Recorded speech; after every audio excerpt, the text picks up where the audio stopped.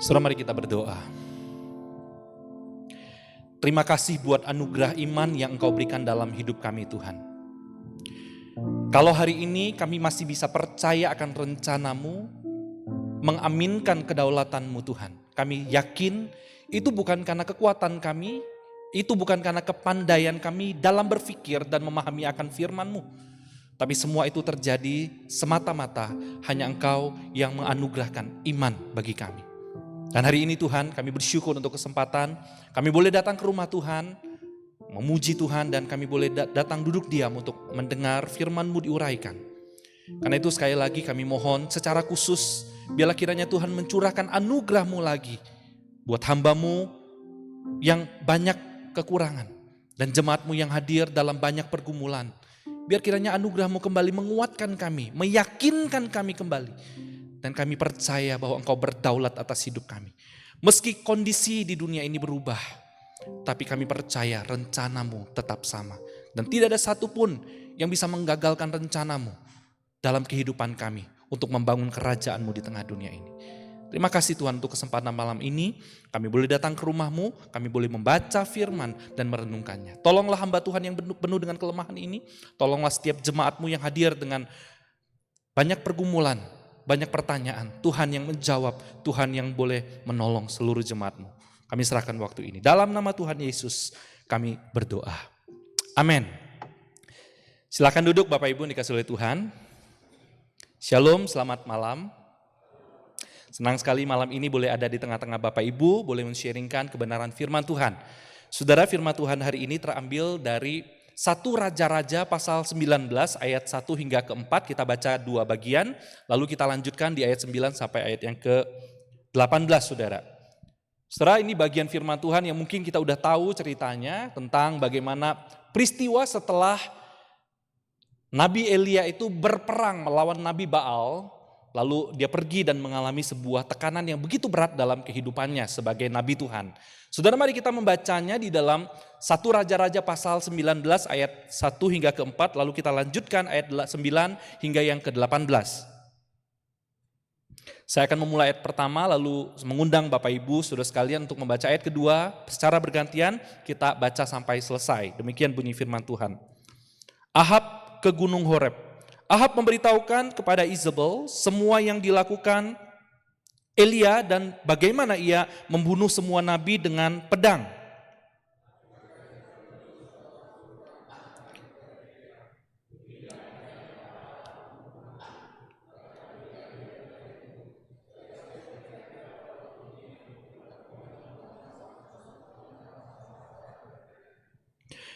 Ayat 3, Elia pun ketakutan lalu pergi menyelamatkan dirinya setelah sampai ke Beersheba di wilayah Yehuda, ia meninggalkan hambanya di sana. Tetapi ia sendiri pergi ke padang gurun sejauh 1 hari perjalanan. Ia tiba duduk di bawah pohon saporar. Ia memohon supaya ia mati. Katanya, cukuplah sudah sekarang. Ya Tuhan, ambillah nyawaku sebab aku ini tidak lebih baik daripada nenek moyangku. Ayat 9. Di sana ia masuk ke dalam sebuah gua dan bermalam di situ, lalu datanglah firman Tuhan kepadanya. Apa kerjamu di sini, hai Elia? Jawabnya, aku sangat giat bekerja bagi Tuhan Allah semesta alam. Karena orang Israel meninggalkan perjanjianmu, merobohkan mezbah-mezbahmu, dan membunuh nabi-nabimu dengan pedang. Hanya aku sendiri yang masih hidup dan mereka berusaha mencabut nyawaku. Lalu firman-Nya keluarlah dan berdiri di atas gunung itu di hadapan Tuhan. Lalu melintaslah Tuhan angin besar dan kuat membelah gunung-gunung dan memecahkan bukit-bukit batu mendahului Tuhan. Tetapi Tuhan tidak ada dalam angin itu. Sesudah angin datanglah gempa, tetapi Tuhan tidak ada dalam gempa itu. Sudah gempa datang api, tetapi Tuhan tidak ada dalam api itu. Sudah api itu datanglah suara embusan yang lembut. Ketika Elia mendengarnya, ia menyelubungi mukanya dengan jubahnya, lalu pergi keluar dan berdiri di pintu gua itu. Datanglah suara kepadanya demikian, apakah kerjamu di sini, hai Elia? Jawabnya, aku sangat giat bekerja bagi Tuhan Allah semesta alam. Karena orang-orang Israel meninggalkan perjanjianmu, merobohkan mezbah-mezbahmu, dan membunuh nabi-nabimu dengan pedang. hanya aku sendiri yang masih hidup dan baik. Ayat 15, firman Tuhan kepadanya, pergilah, kembalilah kepada jalanmu, ke padang gurun Damsyik. Sesampainya engkau di sana, engkau harus mengurapi Hazael menjadi raja atas Aram.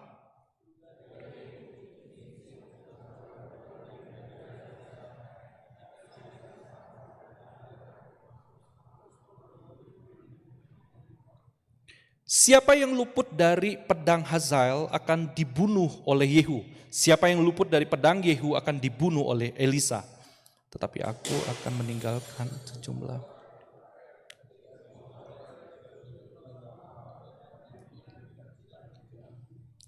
Demikianlah pembacaan firman Tuhan. Diberkati setiap kita yang selalu membaca firman dan merenungkannya di dalam kehidupan. Saudara-saudara yang dikasihi oleh Tuhan, hari ini kita akan membahas sebuah tema yang mungkin kita udah sering kali baca dan dengar kisahnya. Bagaimana Nabi Elia pernah berperang lalu kemudian dia menghadapi sebuah situasi yang gak mudah. Nah saudara, sebelum kita membahas firman Tuhan malam ini, izinkan saya menyampaikan paling tidak ada dua fenomena yang saya amati secara pribadi selama saya menjadi hamba Tuhan dan selama saya berhubungan baik kepada orang Kristen ataupun melihat kepada hubungan saya pribadi dengan Tuhan, saudara.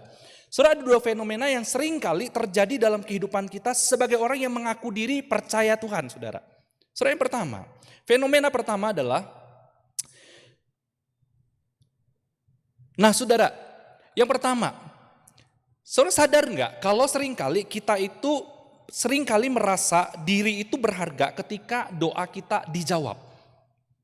Betapa berharganya hidup kita waktu kita tahu kalau kita sakit kita doa, kita sembuh, kalau kita punya banyak masalah dalam keuangan kita doa lalu kita kemudian beres masalah keuangannya. Rasanya kalau tiap kali doa kita dijawab kita merasa hidup kita begitu berharga. Tapi sebaliknya saudara sebaliknya seringkali kita juga menempatkan diri sebagai posisi ketika kita tidak dijawab doanya, kita merasa betapa tidak berharganya hidup ini. Atau bahkan mungkin kita seringkali bertanya tentang kehidupan kita sebagai orang Kristen, bukan? Waktu kita doa panjang lebar, waktu kita sudah pelayanan begitu rupa, waktu kita sudah melakukan kebenaran dan kita tambah dengan doa, tapi ternyata apa yang kita lakukan, apa yang kita doakan gak pernah terkabul. Maka saudara, dalam lubuk hati kita, faktanya atau realitanya yang terjadi adalah seringkali kita kemudian merasa ragu dengan diri kita. Benarkah Tuhan itu mengasihi saya? Benarkah saya ini dikasihi oleh Tuhan? Benarkah Tuhan itu ada bahkan saudara? Sampai akhirnya ketika kita nggak pernah dapat jawaban Tuhan tentang doa yang kita minta, maka akhirnya kita merasa kita jadi orang Kristen yang kayaknya kurang penyertaan Tuhan. Kayaknya kurang berharga. Bahkan mungkin tidak sedikit yang kemudian mempertanyakan tentang dirinya di hadapan Tuhan. Loh, apakah Tuhan itu mengasihi saya enggak? Apakah jangan-jangan saya ini punya dosa atau punya kutukan di masa lalu sehingga Tuhan enggak pernah mau menjawab doa saya. Saudara, seringkali sekali lagi kita itu mengukur hidup kita begitu berharga di hadapan Tuhan. Atau kita merasa jadi orang Kristen sejati ketika kita doanya dijawab. Nah, saudara, kalau kita menempatkan identitas kita pada masalah jawaban doa atau kabulan Tuhan dalam hidup kita, maka kita mesti bertanya, saudara, jangan-jangan kita salah menyembah Tuhan. Karena kalau kita mau jujur sebenarnya, di dalam Alkitab juga Tuhan pernah menjawab permohonan daripada iblis, betul nggak saudara? Saudara ingatkan waktu iblis pernah datang kepada Ayub, dia menyampaikan sebuah permohonan, Tuhan boleh enggak kalau aku ambil harta seluruh milik berharganya Ayub. Tuhan bilang, oh silakan, dikabulkan sama Tuhan. Betul saudara. Bahkan saudara, di dalam perjanjian baru ada orang yang kesurupan setan, dia datang kepada Yesus. Lalu kemudian orang yang kesurupan itu setannya minta begini, Tuhan, dia minta permohonan, boleh enggak pindahkan kami ke babi-babi. Lalu Tuhan bilang, pergilah, Tuhan kabulkan.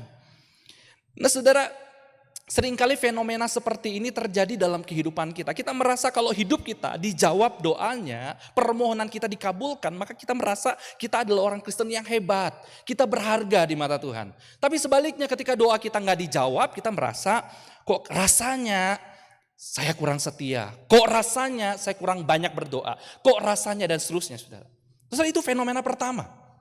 Fenomena yang kedua yang saya pikirkan dan seringkali terjadi dalam kehidupan kita adalah saudara, kita tahu Tuhan itu menyertai kehidupan kita. Amin gak saudara? Kita sadar kok bahwa hari lepas hari dalam kehidupan kita, Tuhan itu setia bekerja dan Tuhan tidak pernah berubah dalam kehidupan kita. Tapi entah kenapa saudara, penyertaan Tuhan dalam kehidupan kita yang konsisten, yang Tuhan berikan setiap waktu, bahkan Tuhan sudah nyatakan di atas kayu salib, itu ternyata tidak cukup membuat kita merasa bahwa hidup ini begitu bernilai. Begitu gampang kita melupakan kebaikan Tuhan di masa lalu, lalu kemudian begitu gampang kita mengukur hidup kita dengan sebatas apa? Hal-hal yang tidak kekal di dalam dunia ini. Gampang sekali kita hidup dalam kekhawatiran. Gampang sekali kita melupakan betapa baiknya Tuhan di masa lalu.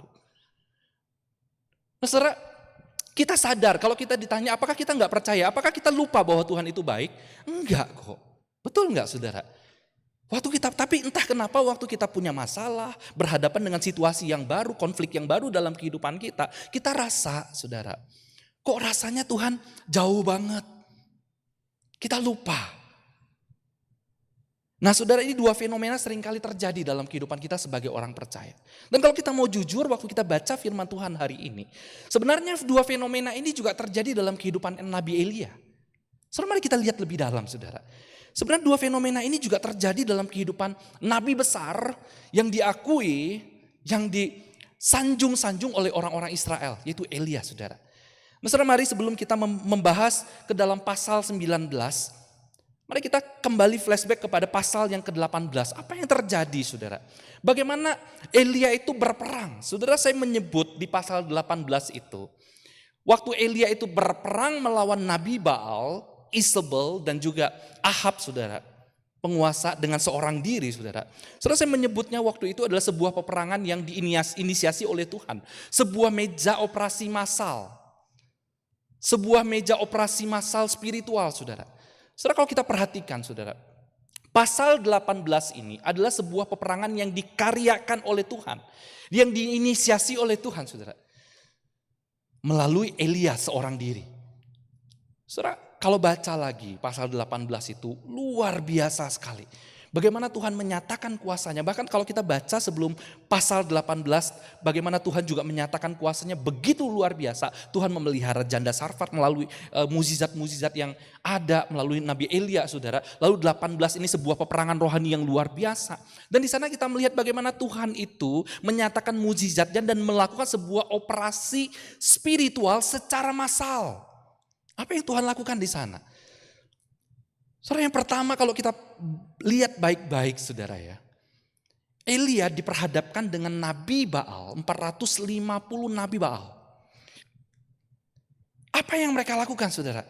Saudara, kita tahu mereka itu disuruh untuk menyembah Tuhan, lalu disiapkan untuk bagaimana Tuhan atau nabi mereka, nabi-nabi Baal itu memanggil Baalnya untuk menyambar persembahan yang disediakan di sana, saudara. Tapi ternyata 450 orang mereka melakukan worship, mereka menyembah Baalnya dengan begitu banyak cara.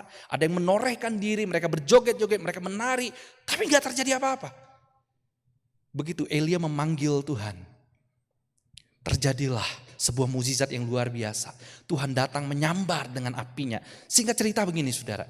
Saudara, di situ sebenarnya Tuhan sedang menunjukkan begini, saudara. Tuhan sedang membongkar, mengoperasi sebuah worship yang salah.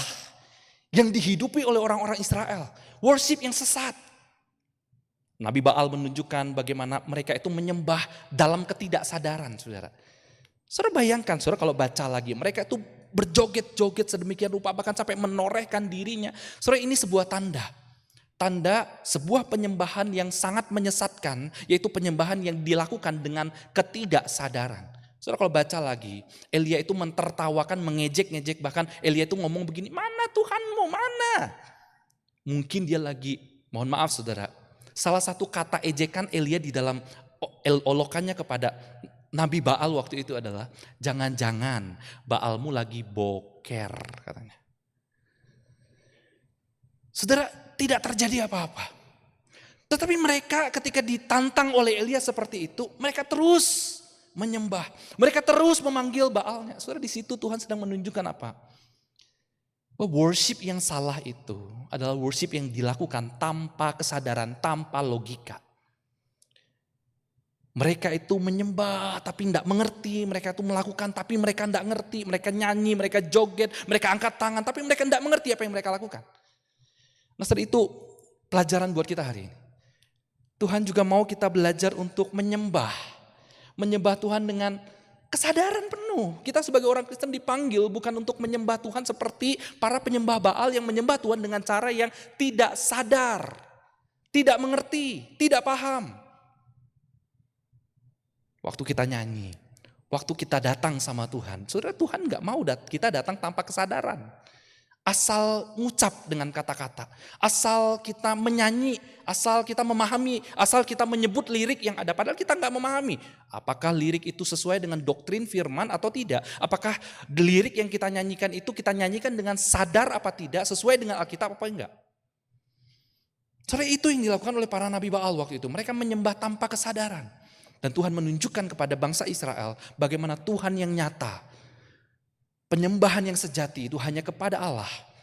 Dan dilakukan dengan penuh kesadaran. Makanya saudara di pasal 18 itu, Elia itu melakukan ulang-ulang bagaimana ditambahkan air, bagaimana digali lubang. Supaya apa? Supaya orang benar-benar lihat dengan logika ini itu dilakukan oleh Allah dengan sebuah kesadaran. Orang harus sadar. Nah, saudara, ini bongkaran yang pertama, operasi pertama, penyakit pertama yang dibongkar di pasal yang ke-18. Saudara, yang kedua, lalu kemudian Allah melakukan sebuah kebangun rohani. Setelah Elia melakukan mukjizat, orang-orang Israel bertobat, mereka kembali kepada Tuhan. Saudara, ini sesuatu yang luar biasa. Dia berkhotbah di hadapan satu bangsa bertobat. Tentu saja bukan karena kekuatan Elia. Lalu yang ketiga, saudara, bukan hanya itu, di sana ada Raja Ahab. Tuhan juga membongkar hati pemimpin waktu itu. Tuhan lakukan koreksi kepada seorang pemimpin, tetapi Ahab adalah pemimpin yang tidak mampu melihat pekerjaan Tuhan. Tidak mau melihat pekerjaan Tuhan yang begitu luar biasa. Ahab sudah lihat dengan nyata. Ahab sudah lihat dengan mata kepalanya sendiri bagaimana Tuhan itu bekerja. Tetapi yang ada di otaknya apa? Yang ada di otaknya itu bukan pekerjaan Tuhan. Ini pekerjaan Elia. Sehingga dia tidak bertobat, saudara, hari itu. Lalu yang ketiga, apa yang Tuhan bongkar, saudara? Ada Isabel. Saudara, waktu bangsa Israel sudah kembali bertobat, nabi-nabi Baal sudah dibunuh, saudara. Lalu kemudian Ahab kembali dan bercerita seperti apa yang dia lihat kepada siapa? Isabel. Tapi masalahnya adalah Isabel tidak mau percaya. Nah, kenapa ya? Kenapa ada orang seperti Ahab dan Isabel? Mereka sudah lihat, tapi mereka gak mau percaya. Mereka sudah dengar dengan jelas, bahkan sudah banyak saksi yang menyaksikan kepada mereka, tapi tetap mereka gak mau taubat. So, ini sebuah tanda bahwa sebenarnya kesaksian itu tidak selalu menimbulkan iman. Betul gak, saudara? Apa yang kita lihat itu tidak selalu menghasilkan iman. Tidak selalu menghasilkan pertobatan. Maka saudara, mimbar itu tidak harus selalu berisi kesaksian.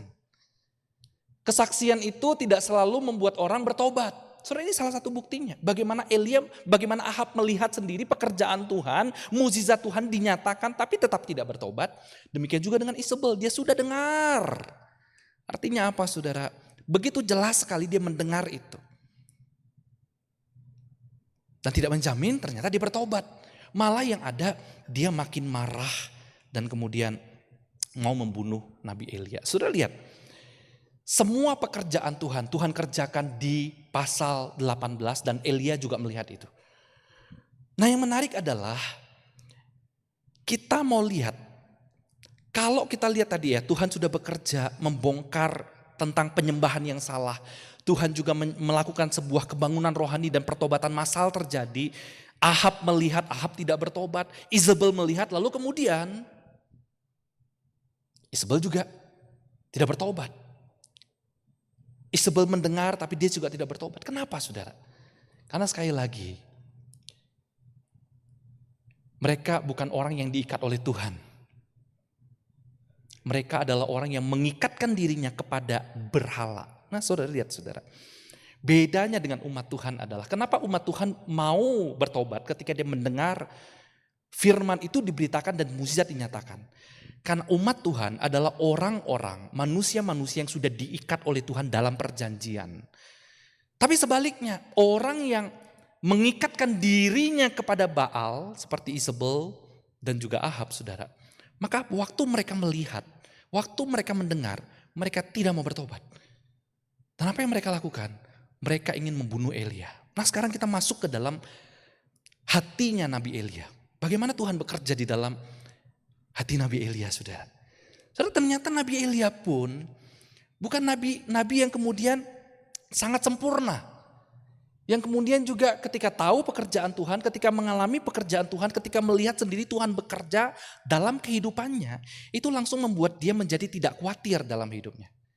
Saudara, maka itu kalau kita baca secara lengkap, saudara, di pasal yang ke-19, setelah Nabi Elia kemudian dikejar gitu ya sama Isabel, saudara, maka ketika masuk ke dalam pasal yang ke-19, di ayat 3 dulu, saudara, maka takutlah ia. Lalu bangkit dan pergi menyelamatkan nyawanya, dan setelah sampai ke Beersheba yang termasuk wilayah Yehuda, ia meninggalkan bujangnya di sana. Saudara lihat, saudara, Isabel waktu dengar ada mukjizat Tuhan yang dikerjakan melalui Elia, dia tidak takut. Dia malah justru mengutus orang untuk membunuh Nabi Elia. Dan yang terjadi dengan Nabi Elia apa? Seperti fenomena yang saya katakan tadi, saudara. Ternyata orang yang mengalami penyertaan Tuhan di dalam kehidupannya, sudah melihat mukjizat Tuhan di dalam kehidupannya, tidak menjamin hidupnya tanpa khawatir, tanpa takut. Saudara, apakah di sini Elia tidak sadar bahwa Tuhan itu masih bisa melawan Isabel? Enggak, tapi pertanyaannya kenapa Elia tetap takut? Kenapa, saudara? Maka kalau kita lihat lebih lanjut, saudara, sebenarnya perjalanan Elia, saudara, waktu masuk ke pasal ke-19, saudara perhatikan baik-baik. Waktu mukjizat Tuhan itu dicurahkan, melakukan sesuatu yang luar biasa, Elia itu buru-buru pergi ke Yizreel untuk melihat apa yang terjadi di sana. Apakah hujan diturunkan atau tidak? Nah, saudara, waktu sampai di Yizreel, dia dapat pesan bahwa dia akan dibunuh sama Isabel. Maka dia pergi meninggalkan sampai ke mana? Ke Beersheba. Saudara, jarak dari Yizreel ke Beersheba itu kurang lebih 150 sampai 160 km jaraknya. Lalu dia pergi meninggalkan bujangnya di situ dan keluar sampai ke ujung padang gurun, saudara. Nah, itu jaraknya. Waktu dia naik sampai ke gunung Horeb sama dengan Sinai, saudara. Itu jaraknya kurang lebih 320 sampai 350 km jarak perjalanannya. Artinya waktu dia dengar Isabel mau membunuh dia ketakutan sampai dia lari sejauh itu, 500 km larinya. Kira-kira kalau di sini jaraknya dari mana sampai kemana, saudara? Mungkin dari Semarang, dari BSD sampai ke Semarang barangkali, bukan ya? Jangan-jangan hamba Tuhan yang lagi liburan ke Semarang lagi depresi kali ya, ketakutan. Saudara, dia lari sejauh itu, kenapa? Pertanyaannya, waktu dia menghadapi 450 orang, mukjizat Tuhan dinyatakan. Kenapa dia masih takut menghadapi satu orang? Nah, memang ada penafsir yang mengatakan, saudara, bahwa ketika dia pergi, itu memang karena takut sama Isabel. Tapi pertanyaannya adalah, kalau memang betul dia takut mati di tangan Isabel, kenapa waktu dia sampai di bawah pohon arar, dia bilang sama Tuhan, Tuhan ambil aja nyawaku. Betul nggak, saudara? Pertanyaannya kenapa? Kalau dia memang takut mati, takut sama Isabel, pertanyaannya adalah kenapa dia itu waktu dia ketemu sama Tuhan di bawah pohon arar, dia bilang sama Tuhan, Tuhan kalau bisa cabut aja nyawaku, bunuh aja aku. Saudara, sebenarnya itu tidak menjawab. Karena kalau kita mau lihat lebih detail, saudara, sebenarnya Elia di sini tidak mau mati. Bahkan tidak takut mati. Dia bukan takut sama Isabel. Apa masalahnya? Kalau memang dia tidak takut mati, kalau memang dia takut mati, saudara, maka dia tidak akan berkata, Tuhan ambil nyawaku. Enggak. Saudara, ini ada sebuah pergumulan. Kalau kita perhatikan, kenapa Elia pergi begitu jauh sebenarnya? Beberapa penafsir mengatakan begini, ada sesuatu yang lebih dalam lagi dari sekedar ingin mati. Dari sekedar takut kepada satu tokoh. Enggak, saudara. Saudara, ada sesuatu yang lebih dalam. Saudara, perjalanan yang begitu jauh ini menunjukkan sesuatu yang sangat luar biasa dalam sekali. Kalau saudara perhatikan perjalanannya, dia turunkan bujangnya sampai ke Beersheba. Itu ujung daripada tanah perjanjian. Lalu dia pergi sampai ke padang pasir. Saudara, itu sudah keluar dari tanah perjanjian. Itu mau menggambarkan apa? Itu mau menggambarkan bagaimana Elia itu mau kabur. Dia pergi tinggalkan pelayanan, dia pergi tinggalkan Isabel, dia pergi bahkan tinggalkan Tuhan. Dia gak mau berurusan. Kenapa? Karena ada sebuah kekecewaan yang sangat mendalam. Saudara, perjalanan perginya Elia ini adalah sebuah cermin hati yang begitu kecewa sekali. Kecewa apa, saudara? Saudara, mungkin dia punya ekspektasi. Saudara, mungkin dia berharap bahwa yang bertobat hari itu bukan hanya orang Israel. Mungkin dia berharap waktu itu semua orang harus bertobat, termasuk Isabel. Tapi ekspektasi yang dia harapkan ternyata tidak sesuai dengan kenyataan. Dan Tuhan pun tidak bekerja. Tuhan apakah tidak bisa mengubah Ahab? Tuhan apakah tidak bisa mengubah Isabel waktu itu? Sangat bisa.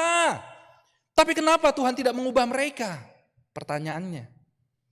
Saudara, ada sebuah ekspektasi dan ini sesuatu yang sangat mengerikan, saudara. Saudara, bukankah seringkali ekspektasi itu adalah sebuah penderitaan yang seringkali muncul dalam kehidupan kita, betul enggak, saudara? Saudara, penderitaan itu munculnya dari mana sih? Karena ada harapan, betul enggak? Saya teringat dengan tulisannya Ravi Zacharias, saudara. Terlepas Ravi Zacharias punya kesalahan, tapi ada sebuah fakta yang beliau pernah tulis dan berkata begini, jeritan halus dan hampir terdengar seperti ini sebenarnya ada di dalam diri semua orang. Jeritan halus yang takut, yang khawatir, yang marah, yang kecewa, itu sebenarnya ada di dalam diri semua orang. Memang tidak semua jeritan itu disebabkan oleh penderitaan. Seringkali kita berpikir jeritan itu muncul karena kita mengalami sebuah penderitaan fisik, kehilangan sesuatu. Tapi sebenarnya kalau kita mau lihat, saudara, apa sih yang menyebabkan seseorang itu menderita? Karena ada ekspektasi, bukan? Kita berharap hidup kita sehat, tapi ternyata yang kita hadapi dalam kehidupan kita nggak sehat. Kita berharap kita menikah, keluarga kita begitu bahagia, tapi yang terjadi apa yang terjadi, saudara? Keluarga kita nggak bahagia. Kita berharap melahirkan dan punya anak. Tapi yang terjadi harapan kita apa, saudara? Sebaliknya. Nah, saudara, ekspektasi seringkali adalah penyebab utama daripada penderitaan. Penderitaan tidak harus terjadi oleh karena fisik. Penderitaan bisa terjadi oleh karena ekspektasi dalam diri kita. Sesuatu yang kita harapkan tetapi ternyata tidak terjadi. Saudara, saya rasa itu terjadi dengan Elia. Waktu dia berharap sekali bahwa seluruh orang Israel kembali bertobat, ternyata Isabel dan Ahab tidak bertobat. Hidupnya begitu runtuh. Dia begitu ingin mati rasanya, katanya kepada Tuhan. Kenapa? Karena ada ekspektasi. Nah, saudara, sesuatu yang paling mengerikan di dalam kehidupan kita begini, saudara. Saudara, kalau kita tidak punya kekuatan, wajar kita tidak berharap apa-apa. Betul nggak, saudara? Tapi kalau kita punya kekuatan tapi kita tidak bisa berbuat apa-apa, saudara, disitulah penderitaan baru muncul. Saudara, nangkap maksud saya? Kalau kita sakit, lalu kita kemudian kecewa karena kita nggak bisa berbuat apa-apa, itu wajar. Tetapi yang sangat menderita adalah kalau kita punya kekuatan, tetapi di dalam kekuatannya kita ternyata tidak bisa berbuat apa-apa. Nah, saudara, di situ penderitaan mulai muncul. Contoh misalnya, saudara, kita mungkin bisa punya kekuatan, punya uang yang banyak. Tetapi apakah uang bisa mengubah keluarga kita yang sedang mengalami masalah? Enggak, bukan? Tapi apakah uang, dengan kekuatan uang bisa mengubah orang di dalam rumah kita menjadi berubah? Enggak, bukan, saudara. Saudara, seringkali yang membuat kita menderita adalah saat kita tahu kita punya kuasa, tapi saat itu juga kita rasanya tidak punya kuasa. Saudara, hari itu mungkin Elia sadar dia punya kuasa, dia seorang nabi. Tapi hari itu juga dia merasa dia tidak berkuasa atas Isabel dan Ahab. Saudara, itu sebuah penderitaan bagi dia. Itu sebuah pukulan batin bagi dia. Dan itu bisa terjadi dalam kehidupan kita. Makanya dia pergi meninggalkan pekerjaan Tuhan karena dia begitu kecewa. Makanya dia pergi meninggalkan Isabel karena makanya dia pergi meninggalkan tanah perjanjian. Atau mungkin dengan bahasa sekarang, weslah Tuhan, aku enggak butuh ini semua lagi. Weslah, aku udah capek. Sudah. Saudara, pernahkah saudara mengalami konflik batin seperti itu? Sampai saudara berkata, sudahlah, aku gak butuh lagi. Aku gak berharap lagi. Aku udah gak mau lagi. Sampai Elia itu harus pergi meninggalkan tanah perjanjian. Begitu jauh saudara. So, ini pergumulan batin semua orang. Ini pergumulan batin kita semua. Sehingga akhirnya ketika dia ada di bawah pohon arar, dia berkata kemudian dia ingin mati rasanya. Katanya kepada Tuhan, cukuplah itu semua, udahlah, udah cukup. Sekarang ya Tuhan, ambil nyawaku sebab aku ini tidak lebih baik daripada nenek moyangku. Sudah bohwat dia. Kenapa? Karena ekspektasi. Karena harapannya tidak terjadi. Nah saudara, ini berbahaya sekali. Seringkali yang membuat kita tidak mau percaya akan penyertaan Tuhan dalam kehidupan kita. Merasa identitas kita berharga atau tidak. Karena harapan kita saudara. Karena kita menempatkan ekspektasi kita jauh lebih tinggi daripada pekerjaan Tuhan. Daripada Tuhan itu sendiri. Kita berharap Tuhan melakukan segala sesuatu sesuai dengan harapannya kita. Dan ketika Tuhan tidak mengerjakan itu dan Tuhan punya cara sendiri untuk mengerjakan segala sesuatu, kita kecewa, kita marah, bahkan mungkin sampai kita berkata, sudahlah cukup untuk semuanya ini. Karena itu saudara, di Gunung Horeb itu Tuhan kemudian melakukan operasi secara pribadi. Kalau di pasal 18 Tuhan melakukan sebuah operasi massal kepada orang Israel, kepada Ahab, kepada Isabel, kepada Nabi Baal. Maka ketika Elia ada di Gunung Horeb, Tuhan membuka ruang operasi secara pribadi, ruang operasi VIP. Dan Tuhan bertanya begini, 2 kali Tuhan bertanya, Tuhan, apa yang kau kerjakan di sini? Dan Elia menjawab begini, aku bekerja segiat-giatnya bagi Tuhan, Allah semesta alam, karena orang Israel meninggalkan perjanjianmu, meruntuhkan mesbah-mesbahmu dan membunuh nabi-nabimu dengan pedang. Hanya aku seorang diri yang masih hidup dan mereka ingin mencabut nyawaku. Nah, saudara lihat ya. Elia yang punya ekspektasi begitu tinggi dan berharap Tuhan melakukan sesuai dengan apa yang dia mau. Kenapa ada orang yang seperti itu saudara? Saudara, kenapa kita seringkali jadi orang Kristen punya ekspektasi terlalu tinggi terhadap Tuhan dan ingin Tuhan mengabulkan segala doanya kita saudara. Sesuai dengan keinginan kita. Kenapa? Karena jawabannya adalah karena kita merasa diri terlalu berharga. More valuable. Kita merasa diri terlalu berharga. Karena saking merasa diri terlalu berharga, sehingga kita harus menuntut Tuhan melakukan apa yang kita inginkan. Dan itu yang dinyatakan oleh Nabi Elia, bukan? Saudara, itulah yang membuat kemudian Elia begitu depresi, begitu takut, begitu kemudian dia ingin meninggalkan tanah perjanjian, bahkan ingin meninggalkan pekerjaan Tuhan. Kenapa? Karena dia merasa diri terlalu berharga dalam pelayanan Tuhan itu. Maka kalau kita bedah sekali lagi saudara, cara menjawabnya Elia itu kita akan melihat hatinya Elia. Saudara, hati yang pertama adalah Elia merasa dirinya benar. Dia berkata sama Tuhan begini, Tuhan, aku loh sudah bekerja segiat-giatnya. Nggak ada orang lain lagi yang bekerja selain aku. Nggak ada yang bersusah-susah. Bahkan di dalam terjemahan KJV saudara dikatakan bahwa saya ini sangat-sangat cemburu. Sangat-sangat cemburu. Kenapa dia merasa cemburu? Karena dia merasa dirinya benar. Saudara, ini berbahaya sekali kalau ada di dalam kehidupan kita. Waktu kita merasa diri kita lebih berharga di hadapan Tuhan. Sangat berharga di hadapan Tuhan. Dan terlalu berharga di hadapan Tuhan. Sampai-sampai membuat kita merasa diri paling benar. Nah saudara, ini bukankah kacamata dunia? Dunia itu mengajarkan kita begini saudara. Kamu itu berharga kalau kamu melakukan banyak hal dalam hidup ini. Betul enggak saudara? Hidup kita itu diukur dari apa sih? Berapa banyak yang kita kumpul, berapa banyak yang kita dapat, berapa pengalaman yang kita punya, berapa studi yang kita miliki, berapa banyak yang kita kumpulkan dalam hidup ini.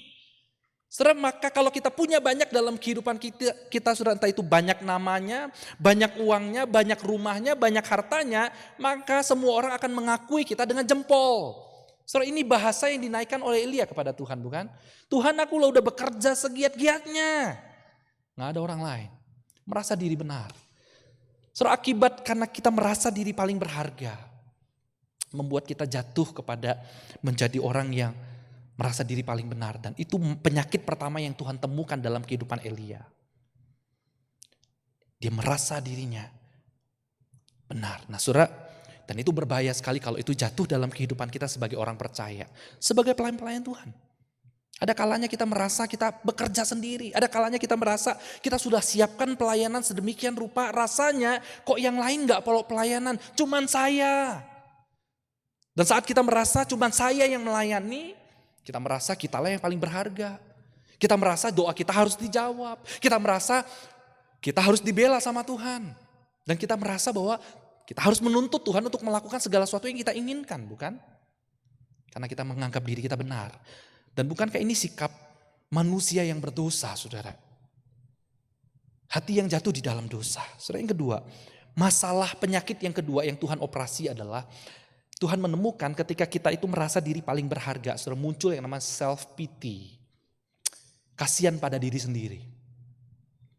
Maka Elia berkata begini, saudara, setelah dia berkata begini, aku bekerja segiat-giatnya untuk Tuhan, begitu ya. Lalu dia melihat bahwa hanya aku yang seorang diri yang masih hidup. Dia merasa bahwa dirinya terlalu berharga waktu itu. Paling antik. Semuanya udah mati, semuanya udah meninggalkan Tuhan. Cuman aku yang setia, cuman aku yang bekerja. Sehingga aku ini berharga sekali. Aku harus dikasihani. Aku harus dibela. Aku harus ditolong. Saudara, akhirnya jatuhlah pada konflik tentang bagaimana merasa diri berharga. Penting sekali. Karena saya ini satu-satunya, maka saya menjadi orang yang paling penting. Dan bahkan ketika merasa diri paling penting, dia merasa dirinya adalah korban. Korban dari pelayanan. Nah saudara, berbahaya sekali bukan kalau kita merasa paling berharga dalam pekerjaan Tuhan. Dalam gereja Tuhan, kita merasa diri paling penting. Akhirnya membuat kita itu menjadi orang yang merasa bekerja sendiri, yang merasa semua orang tidak bekerja, hanya saya yang tersisa, hanya saya yang setia, hanya saya yang benar, maka gak ada yang lain, saudara. Saudara, itulah akibat, itulah penyakitnya Elia sehingga membuat dia begitu muak, begitu takut, begitu kecewa, begitu depresi, bahkan begitu lonely.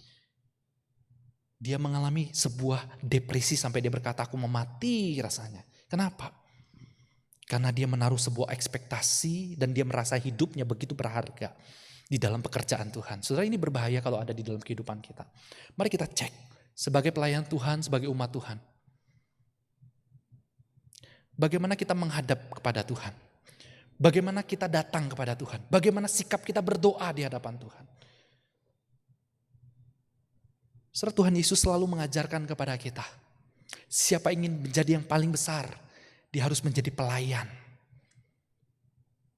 Artinya kita gak lebih dari siapapun, kita gak berharga. Kita hanya budak, kita hanya hamba. Kalaupun Tuhan mempercayakan A, B, C dalam kehidupan kita, bukan karena kita pandai, tapi karena anugerah Tuhan yang besar. Amin, saudara. Nah, saudara, menarik sekali Tuhan membedah dan Tuhan menemukan sebuah penyakit kanker yang begitu luar biasa. Dan Tuhan membongkar itu dengan Tuhan bertanya kepada Elia. Dia ngerasa dirinya benar, dia ngerasa dirinya adalah korban, dia ngerasa dirinya paling penting waktu itu. Sehingga membuat dirinya begitu lonely sekali. Dan yang menarik adalah Tuhan itu luar biasa, saudara. Tuhan bukan seperti bapak yang jahat. Ketika dia melihat anaknya yang salah, dia buang. Enggak, saudara. Tapi Tuhan itu adalah bapa yang baik.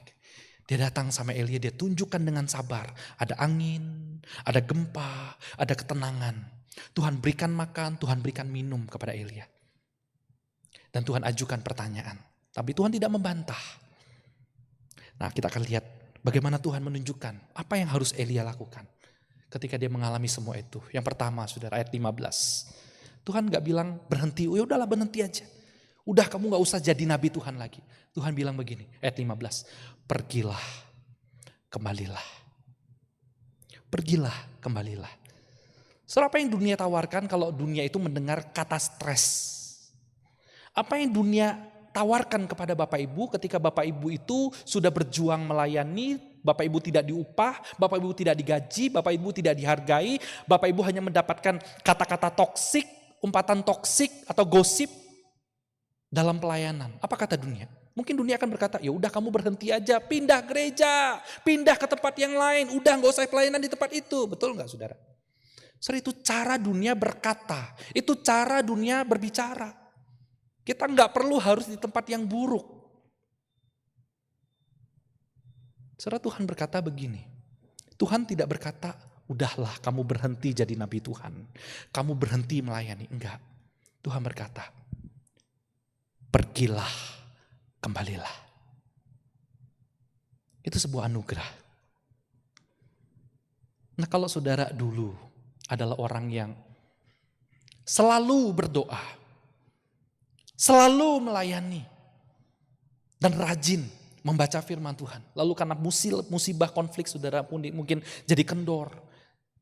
Saudara, Tuhan mau bilang begini, jangan berhenti. Kalau saudara dulu rajin berdoa, teruslah berdoa. Kalau saudara dulu rajin berdoa, teruslah berdoa. Kalau saudara dulu adalah orang yang suka baca Alkitab, teruslah baca Alkitab. Jangan berhenti, jangan berhenti. Tuhan berkata, teruslah lakukan seperti yang dulu kamu lakukan kepadaku. Pergilah dan lakukan. Yang kedua saudara, solusi dari Tuhan kepada Elia.